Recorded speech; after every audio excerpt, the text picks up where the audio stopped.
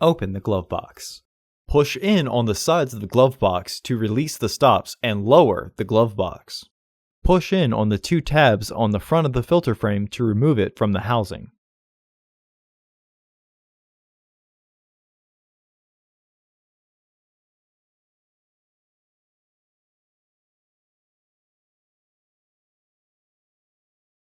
Remove the filter from the tray. Install your new AQ1058 filter into the tray. With its airflow indicating arrow pointing down, install your new AQ1058 filter into the housing. Partially close the glove box to re-engage the stops. Close the glove box.